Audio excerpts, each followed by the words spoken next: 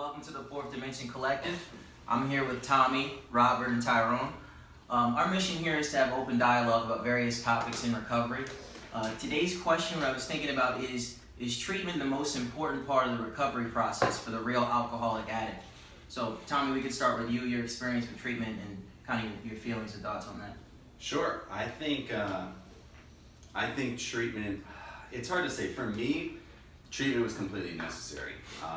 I had two experiences with treatment. The first time, I didn't really know what I was getting myself into, but I did know that I needed to stop doing what I was doing, and I needed to remove myself from the environment in which I was doing it in. Like, it was easy for me to see that my life was going off the rails, and I had to, well, let's put it this way, I tried to stop numerous times by myself and was not able to. So then I guess the next logical step for someone like me would be to remove myself completely from what I was doing, and that would be inpatient treatment, right? I mean, I think that's what it serves for a lot of people.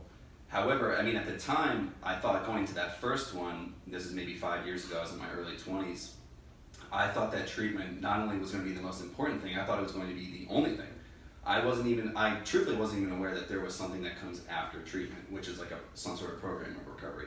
I did learn that in there, but it didn't really resonate with me, and I didn't take it serious enough where I actually applied those steps when I got out of treatment. Now, I still did some things.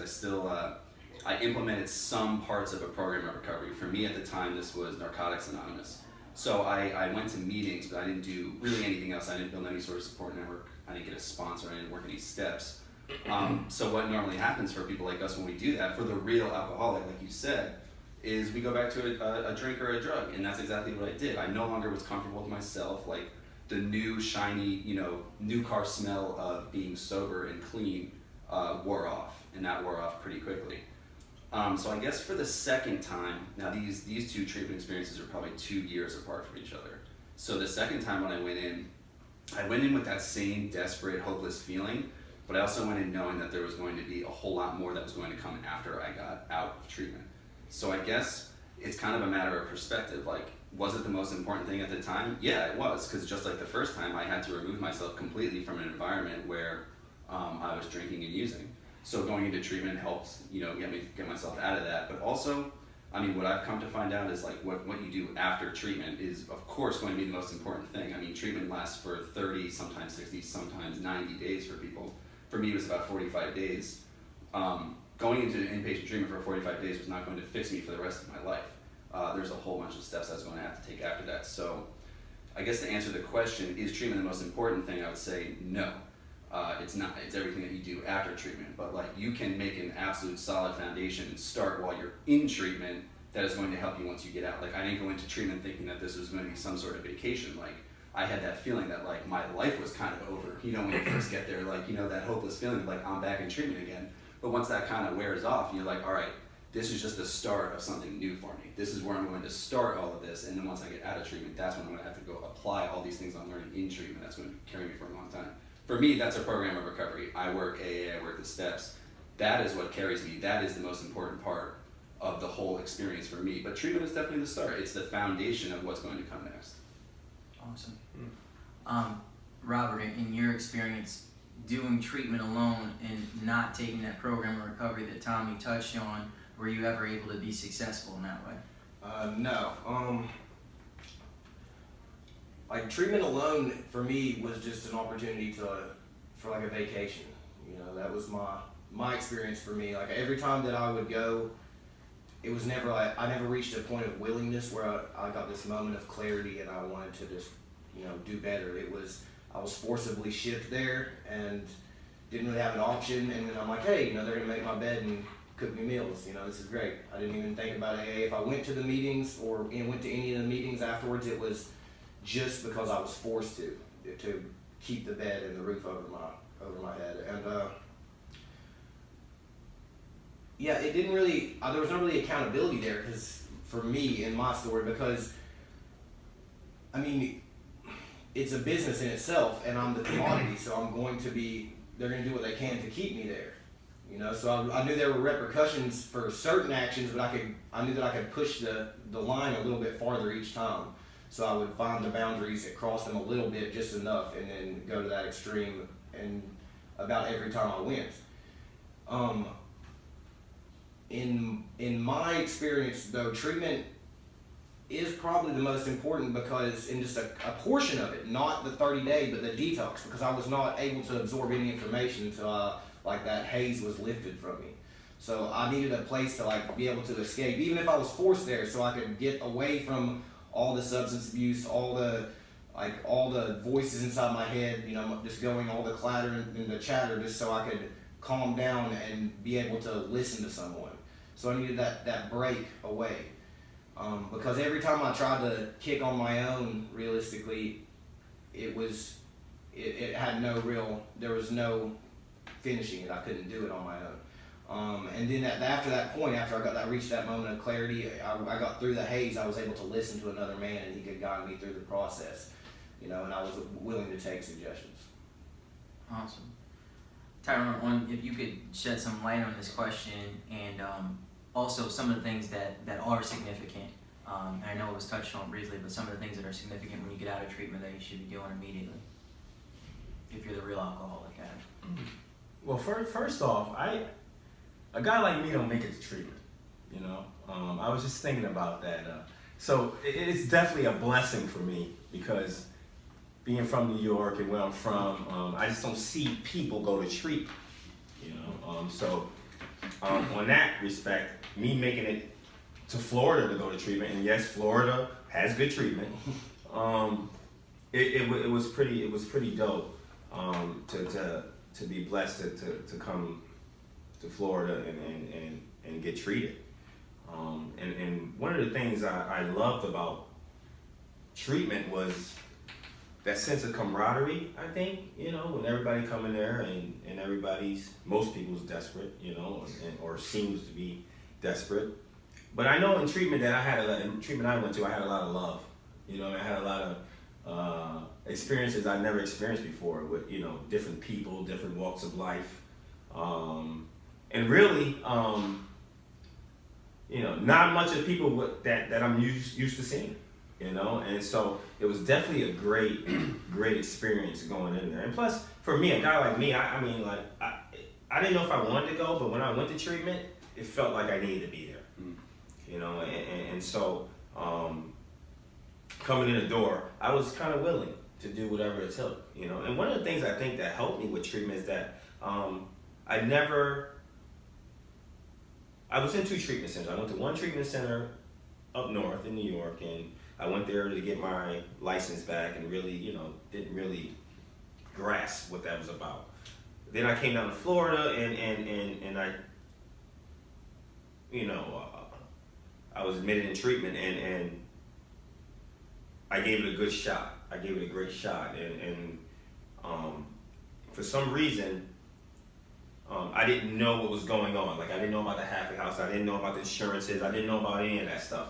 So I was willing to do whatever it takes, you know. And what I'm seeing when it comes to treatment is that, you know, a lot of people have been through the ringer and been through 600 treatment centers, and you know, and know the system better than the people that's running it. And so it kind of holds them back. So the blessing for me was that I didn't know that stuff, and I just did what was asked of me, and it helped me. One of the biggest things that helped me in treatment was the H&I. I think they call it H&I when, you know, facilities or some of the fellowships come in and they bring a meeting to the facility, and that helped me out a lot, you know. But then and another thing too, like being in treatment, it introduced me that I needed more, you know. I needed more. So, you know, being recommended to go to a halfway house and get a sponsor and eventually work the steps was a beautiful thing for me, you know, because I'm considered a real alcoholic. And when you consider a real alcoholic, what I'm learning is that treatment is not enough, you know. So thank God for treatment, and the one I went to specifically, because let's keep it real. Not all treatment centers introduce you to outside help, you know, when it comes to growing and spiritually, like I choose to do. But I was blessed to go to a treatment center where, you know, they introduced me to some things that would really help me. So I really, you know, recommend outside help when you get out of treatment. And for me, that was sponsorship, meetings, and the most important. And one of the most important things was service, you know, which I didn't know how to do because I'm a taker by nature. So, you know, they taught me how to give instead of take. So, to answer your question, treatment is a blessing. It's a blessing, but it's not enough. It's not enough for me. And I was blessed to have the treatment center I went to was very honest with me and told me it wasn't enough. You know, so, and I don't see that with every treatment center around because of their, you know, whatever they're into. But, you know, I was blessed to have that experience. But I definitely need more treatment. So that's my take on that. And you guys all touched on some valid points. One thing that I want to point out, being to treatment as many times as I did, well, I was blessed, even though I didn't take advantage of it for a while, that any good treatment center is going to point you in the direction of the fellowship. So they'll take you to meetings. They might give you, you know, some worksheets with some verbiage from one of the textbooks on there. You know, so they're pointing you in the direction to say, here's probably what you should do after. You'll get your meeting list when you're about to get out there. A lot of them recommend to get to a meeting when you get out. You know, raise your hand and say you need help. What would prevent me from doing that was my lack of adherence to the rules while I was in the treatment center. You know, my lack of self-honesty. So if I'm not following rules in the treatment center, there's a good chance that I'm not going to get out and take those suggestions and dive into the program. So that was something that I was thinking about. And as far as treatment not being enough, I had tried it every single way. I would get out of treatment and I would go for the job. I would get out of treatment and I might do a little aftercare, you know, maybe a little IOP or go to some type of transitional living. But my focus was off. I didn't realize how significant, you know, the fellowship was. And being to meetings in probably 3 different states, the solution was always there and it was the same, but I wasn't listening. You know, I never actually heard what was going on. You know, and I like what you touched on. I think some of the most effective treatment centers, they had the H&I meetings come in, and I would always hear some gems in there, but I would never take it with me. I would never apply it. I'm hearing all this good stuff from these speakers and their experience, which showed me that I related to and identified with these people. You know, that I had a problem that needed to be dealt with. I just didn't know how to deal with it. The next question I'm going to pose, and it could be for any of you guys, is can it be done without it? Can someone get sober without going to treatment? I wanted to say something really quick just based on what all three of you just said, and I was thinking about it.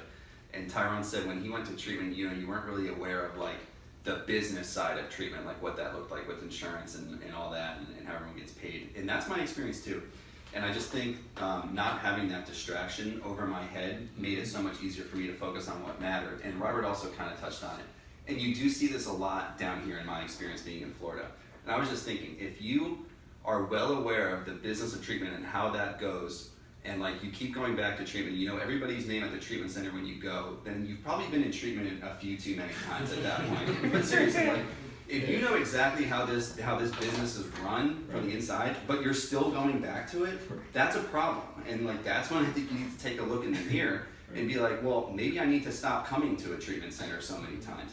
And I also think, I mean, this word gets thrown around quite a bit down here, and that's institutionalized.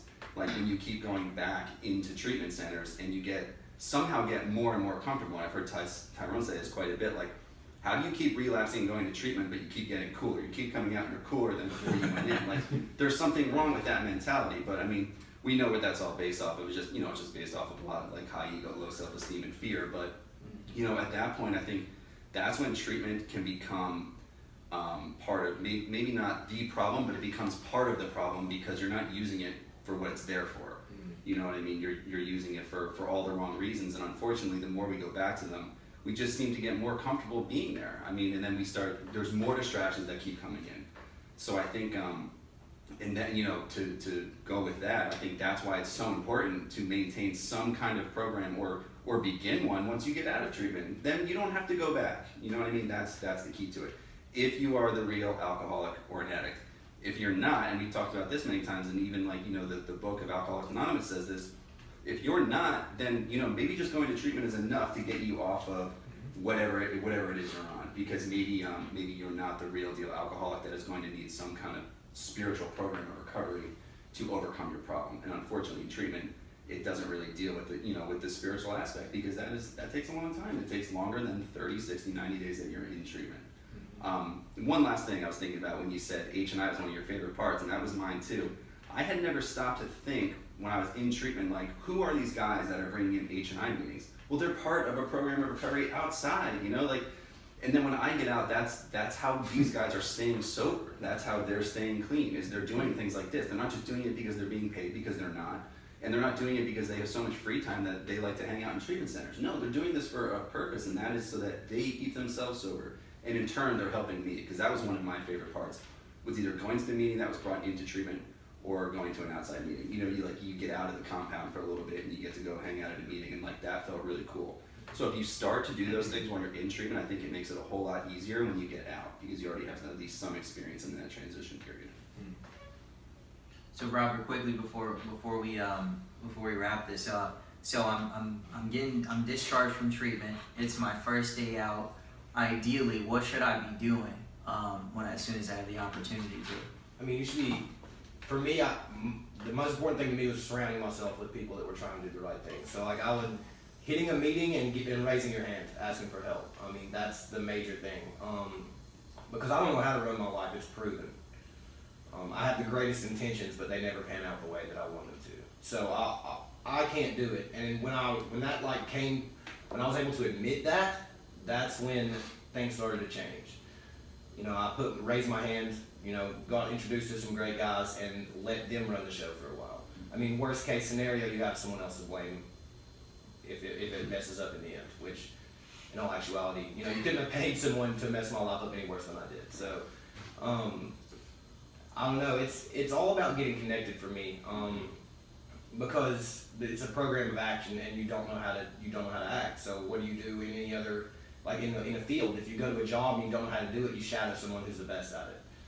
So like you can't expect to surround yourself by a bunch of guys who are out here, you know, chasing girls and money instead of trying to like chase these peace, you know? Bars, Robert. You know, like, Bars. That's what happens all the time, though. This is how it works. Like it's like you want to become a fireman, but your job shadowing a computer technician. Like it makes no sense. So I mean, and that's how my brain works. You know, I can manipulate myself. I'm delusional. I mean, that's what the book tells me.